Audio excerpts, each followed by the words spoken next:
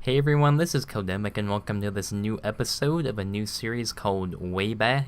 So you may think, don't you already have a series on, previous history? And you're thinking of abandoned history. So I've gotten some comments in the past about how maybe some things I covered on abandoned history isn't necessarily abandoned. So I figured it may be easier for people if I kind of differentiate it. So Wayback is going to be looking at things from the past that may still be around today, while abandoned history will be things that is just totally gone. So, like, River Country is totally gone, or the Fantasyland Skyway is totally gone.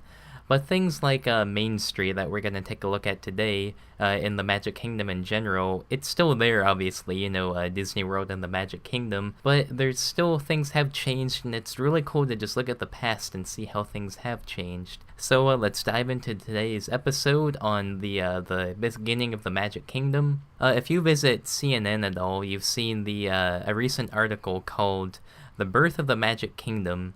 Basically, the story is this lady was going through an old photo album. Her mother used to work at Disney World when it was opening, and they found all these interesting pictures of the Magic Kingdom under construction. There's also some pictures from the contemporary resort. So I'm combining some information from that article, some of my own research, and then maybe some other images to kind of compile a early look at the Magic Kingdom while it was still under construction. So this is a really unique look at this, so let's get started. So this first picture really gives you a sheer scope of what this project was trying to accomplish. They were trying to convert swampland into a theme park. Unlike Disneyland, where it was just flat orange groves, there was literally a lake in front of the Magic Kingdom. They created the artificial Seven Seas Lagoon, and here you can see they had to flatten out the land, rip out all the trees to try to build a theme park on top of. And this really gives us a good view of Tomorrowland on the left, and to the right you're going to progressively get into the bottom of the picture. Here will be Fantasyland, to the right's Adventureland, and Liberty Square. So this picture would have been taken from the castle looking down towards the train station, and if you look in the top of the picture you can see the bottom of Seven Seas Lagoon there. This is really starting to show you how Main Street was taking shape. Again, a very neat look at a view you really don't get to see. So here we actually have a neat look at the construction of the Swiss Family Robinson treehouse. Now if you're looking for this on the park map today, be on the lookout for Tarzan's treehouse in Adventureland. So here in this barren dirt landscape, the Enchanted Tiki room really seems to rise above everything else. A quick unique fact about the Enchanted Tiki room is it's one of the only Disney rides with a bathroom accessible on ride. Since it's a standing room only attraction, you can literally just walk into the bathroom.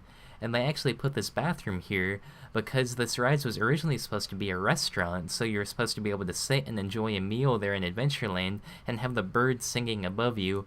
Eventually they did, for whatever reason, decide to just turn it into a normal ride itself, so that's just a quick Disney fact you can tell your friends. In this shot we have some construction workers hard at work building the Pinocchio's Village House restaurant. This land in the Magic Kingdom is home to 44 presidents. No, don't quote me on that. Yes, this is Liberty Square, home of the Hall of Presidents, and it actually does have 13 unique styles from the 13 original colonies, so you'll see various architectural styles and details scattered throughout this mini-land that's unique to the Magic Kingdom.